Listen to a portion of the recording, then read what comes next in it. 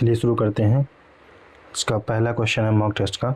एक बच्चे की बुद्धि के विकास के संबंध में कौन सा कथन सबसे उपयुक्त है? ठीक है।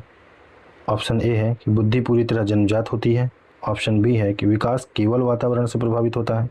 ऑप्शन सी है कि वंशानुक्रम वातावरण दोनों विकास को प्रभावित करते हैं। ऑप्शन डी है कि वातावरण को विकास पर कोई प्रभाव नहीं पड़ता। बताइए क्या आंसर होगा। क्वेश्चन है कि बुद्धि और विकास के संबंध में कौन सा कथन सबसे उपयुक्त है? तो बुद्धि और विकास मतलब इंटेलिजेंस एंड डेवलपमेंट। बताइए। तो देखिए पहला क्या है ऑप्शन, कैसे आप इसको टैकल करेंगे। पहला क्या ऑप्शन है कि बुद्धि पूरी तरह क्या है, जन्मजात होती है। बुद्धि पूरी तरह क्या जन्मजात होती है, तो पूरी तरह से जन्मजात होती है बुद्धि। तो क्या पूरी तरह का वर्ड कैसा है, आपको ध्यान देने की जरूरत है कि बुद्धि क्या पूरी तरह जन्मजात ही होती है, बस हेरिडिटी पे डिपेंड होती है, मतलब पूरी तरह से कुछ इसका एनवायरनमेंट का कोई रोल नहीं है। बताइए। तो ऐसा तो नहीं हो सकता, एनवायरनमेंट का भी रोल होगा, है ना। तो नेक्स्ट है कि विकास केवल क्या वातावरण से प्रभावित होता है, मतलब क्या सिर्फ एनवायरनमेंट का ही रोल है, हेरिडिटी का कोई रोल नहीं है। तो ऐसा तो नहीं है कि सिर्फ एनवायरनमेंट का रोल हो, कुछ तो हेरिडिटी का भी रोल होता है। माता पिता के, दादा दादी के, नाना नानी के कुछ गुण तो आते ही हैं, है ना। तो हेरिडिटी का भी रोल होता है, सिर्फ एनवायरनमेंट से काम नहीं चलता। तो आंसर क्या सही होगा कि वंशानुक्रम और वातावरण दोनों के विकास को जो प्रभावित करता है वही बुद्धि और विकास के संबंध में सबसे उपयुक्त कथन है। ठीक है। तो इसका आंसर क्या हो, तीसरा क्या है, वातावरण का विकास पर कोई प्रभाव नहीं पड़ता। मतलब वातावरण एनवायरनमेंट का डेवलपमेंट पर क्या कोई प्रभाव ही नहीं पड़ेगा, ऐसा भी नहीं हो सकता। क्यों नहीं पड़ेगा, बच्चा एनवायरनमेंट से ही तो सब सीखता है।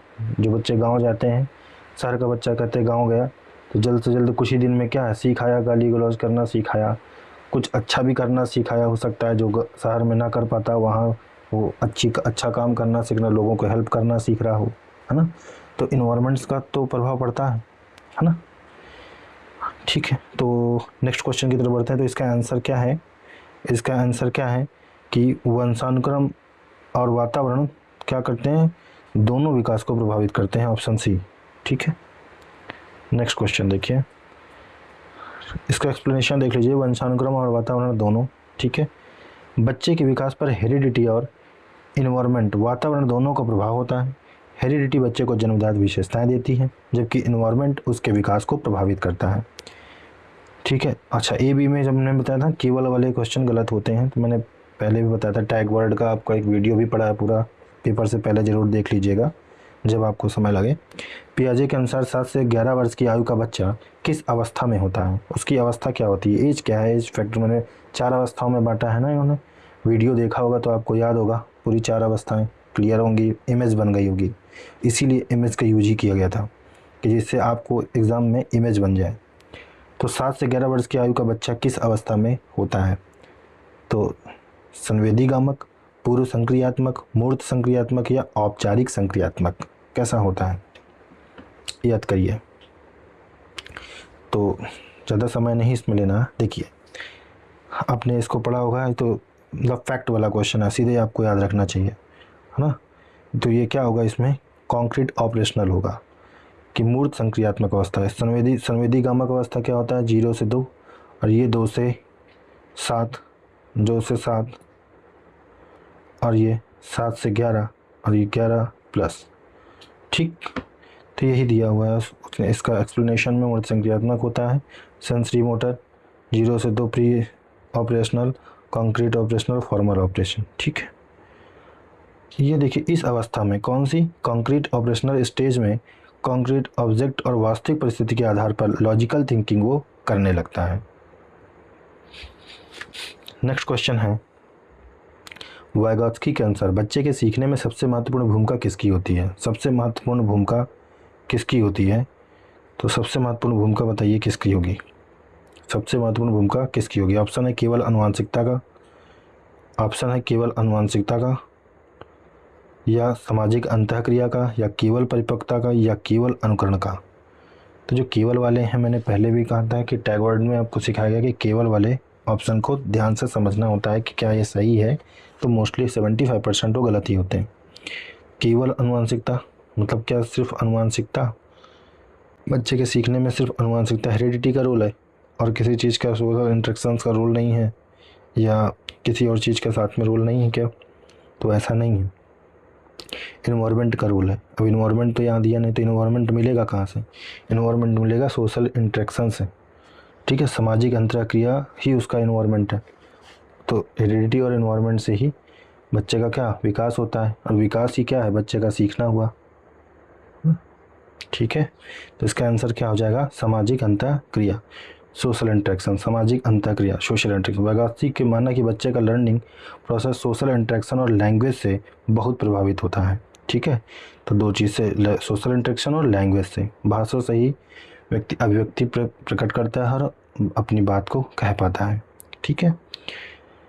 तो ठीक है, आगे देखते हैं कि समावेशी शिक्षा का मुख्य उद्देश्य क्या है। क्वेश्चन है कि समावेशी शिक्षा का मुख्य उद्देश्य क्या है।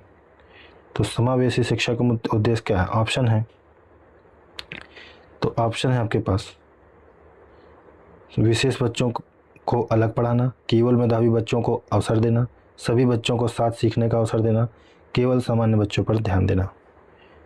तो बताइए क्या होगा? समावेशी शिक्षा का उद्देश्य क्या, ऑब्जेक्ट क्या है इसका, ऑब्जेक्ट क्या है इसका? देखिए, विशेष बच्चों को अलग पढ़ाना, जब विशेष बच्चों को अलग पढ़ाएंगे तो फिर काहे की समावेशी एजुकेशन, है ना। ये भी चैप्टर हमने कराया था, उसमें आपने पढ़ा होगा, याद होगा आपको। नेक्स्ट है कि केवल मेधावी बच्चों को अवसर देना, केवल मेधावी बच्चों को अवसर देना मतलब केवल सिर्फ मेधावी, बाकी कमज़ोर वालों को क्या करोगे? अवसर नहीं दोगे, उनको फेल कर दोगे सीधे, तो ये भी नहीं करोगे ना। तो ये भी क्या है, ऑप्शन गलत है, और ये भी ऑप्शन गलत है, ठीक है।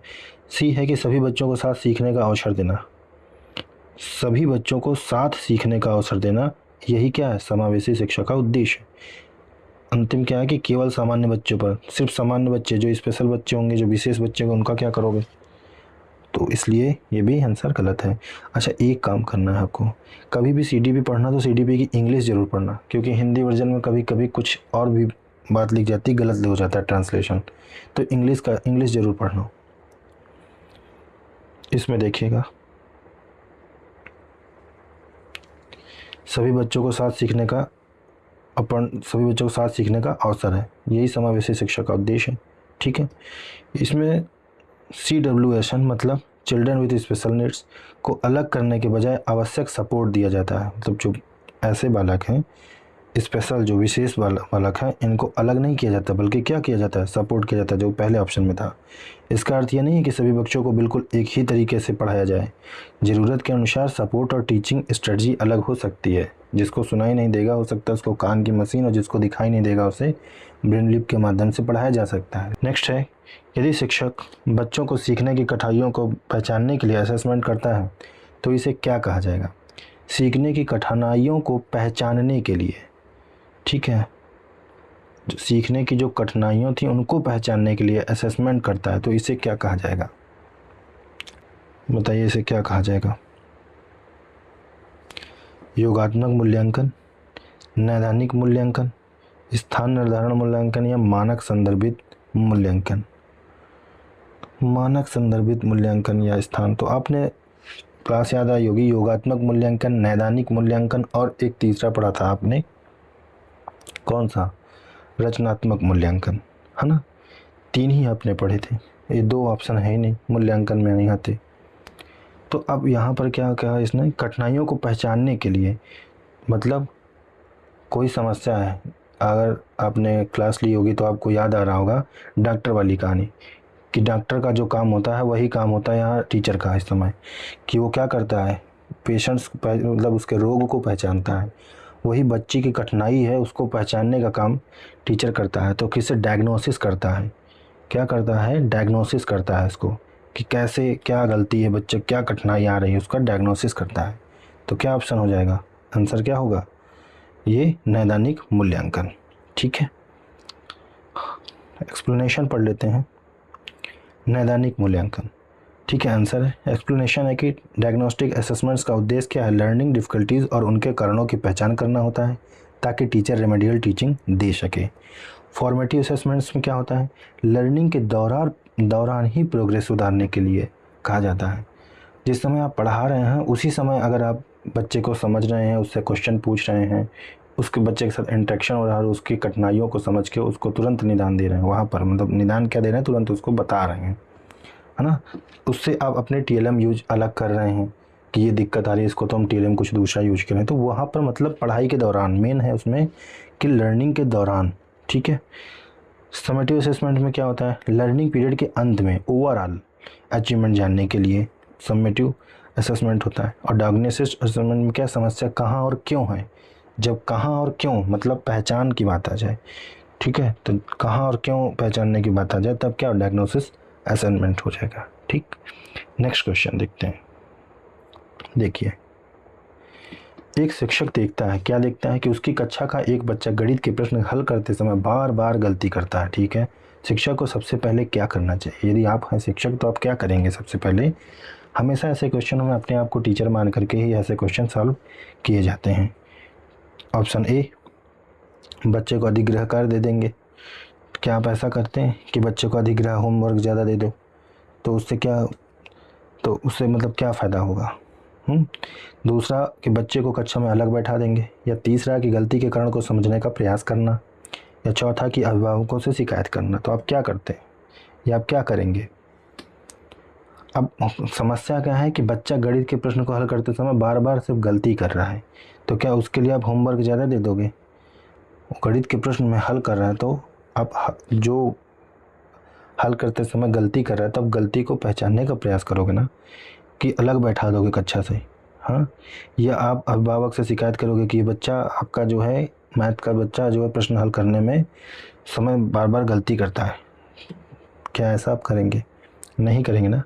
तो क्या करेंगे, गलती के कारण को समझने का प्रयास करेंगे, यही इसका आंसर है, साफ साफ दिख रहा है ना।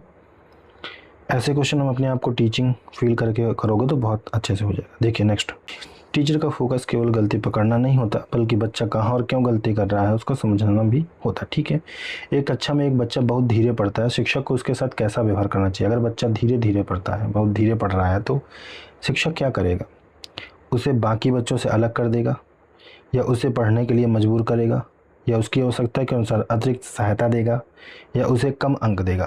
तो क्या करेगा बच्चा, मतलब टीचर क्या करेगा बच्चे के साथ। अगर वो बच्चा धीरे पढ़ता है, अलग तो नहीं कर देगा, उससे बाकी बच्चों से अलग कर देगा क्या, नहीं, नेगेटिव चीज़ है।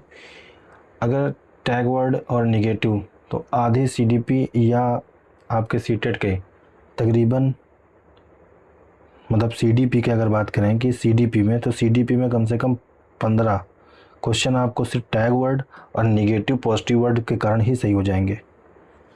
ठीक है, आगे देखते हैं कि उसकी आवश्यकता के अनुसार अतिरिक्त सहायता देना। आप कैसा व्यवहार करेंगे, तो उसकी आवश्यकता और अनुसार के अतिरिक्त सहायता देना। हाँ, यही काम करेंगे हम कि additional support according to the child needs, है ना। कम अंक देने से क्या फ़ायदा होगा, क्या कम अंक देने से बच्चा धीरे से तेज़ पढ़ने लगेगा, ऐसा तो नहीं होगा। पढ़ने के लिए मजबूर कर दोगे तो और पढ़ना छोड़ देगा, है ना। तो इंक्लूसिव क्लासरूम में टीचर बच्चों की इंडिविजुअल डिफरेंस को स्वीकार करता है। ठीक है, उसका डिफरेंस जो है इंडिविजुअल, उसको स्वीकार किया जाता है। और धीमी गति से सीखने वाले बच्चों को सपोर्ट दिया जाता है, एडिशनल टाइम दिया जाता है, सुटेबल टीचिंग स्ट्रेटजी दी जा सकती है। ठीक है, नेक्स्ट है कि पियाजे के अनुसार बच्चा जब संरक्षण की अवधारणा को समझने लगता है तो यह किस अवस्था की विशेषता है। पियाजे के अनुसार बच्चा जब संरक्षण की अवधारणा को समझने लगता है तो यह किस अवस्था की विशेषता है। ऑप्शन है संवेदीगामक अवस्था, पूर्व संक्रियात्मक अवस्था, मूर्त संक्रियात्मक अवस्था, या औपचारिक संक्रियात्मक अवस्था। तो कह रहा है कंजर्वेशन का rule, conservation, concept of conservation अगर याद आ रहा हो तो वो ये मतलब ये समझने लगता है कि ऊर्जा सिर्फ इधर से उधर ट्रांसफ़र होती है, वो ख़त्म नहीं होती।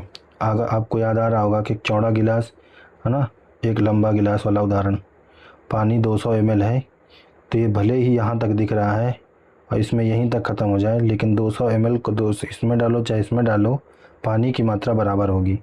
ये बात वो समझने लगा है। तो वही पूछ रहा है कि क्या उसने सीख लिया, कॉन्सेप्ट ऑफ कंजर्वेशन समझ लिया है कि मात्रा को बदलने में वो ज़्यादा कम नहीं होता, वो चाहे जिस तरह के बर्तन में डाला जाए, है ना, वो मात्रा उतनी ही रहती है। तो ये किस एज में समझता है? कॉन्क्रीट ऑपरेशनल स्टेज में, मूर्त संक्रियात्मक अवस्था में। याद आ रहा होगा सीन, अगर आपने देखा होगा क्लास। तो कंजर्वेशन का अर्थ है कि आकार का रूप बदलने पर भी मात्रा समान रह सकती है। बच्चा इसे समझने लगता है। यह कॉन्क्रीट ऑपरेशनल स्टेज की महत्वपूर्ण विशेषता है। नेक्स्ट क्वेश्चन है कि वाइगॉत्स्की के अनुसार बच्चे को किसी कार्य को करने में सक्षम बनाने के लिए शिक्षक द्वारा दी गई अस्थायी सहायता को किससे जोड़ा जा सकता है? अस्थायी सहायता को किससे जोड़ा जा सकता है? इसमें क्या हो रहा है, बच्चे को कार्य को करने में सक्षम बनाने के लिए शिक्षक द्वारा अस्थायी है, स्थायी नहीं है, ठीक है, थोड़ी देर के लिए दिया गया और फिर सपोर्ट हटा लिया गया, ये बात कहना चाह रहा है। तो अनुबंधन, स्कैफोल्डिंग या परिपक्वता या अनुकरण, क्या होगा इसमें? अनुबंधन क्या होगा, स्कैफोल्डिंग क्या होगा? अब थोड़ी देर के लिए जब सहयोग करता है टीचर, उसके बाद हटा लेता है, तो स्कैफोल्डिंग का ऑप्शन जाएगा। क्यों? देखो एक्सप्लेनेशन देखते हैं। यहाँ आपको ये सीन याद आ रहा होगी, जब कोई बच्चे को साइकिल सिखाता है, तो वो साइकिल को क्या पकड़ता है और फिर धीरे से छोड़ देता है और धीरे धीरे बच्चा पैडल मारने लगता है, साइकिल चलने लगती है, ठीक है। तो वो चीज़ याद रहेगी, धीरे धीरे मतलब बच्चा खुद भी बैलेंस संभाल लेता है, वो स्कैफोल्डिंग के ही उदाहरण के अंतर्गत आता है।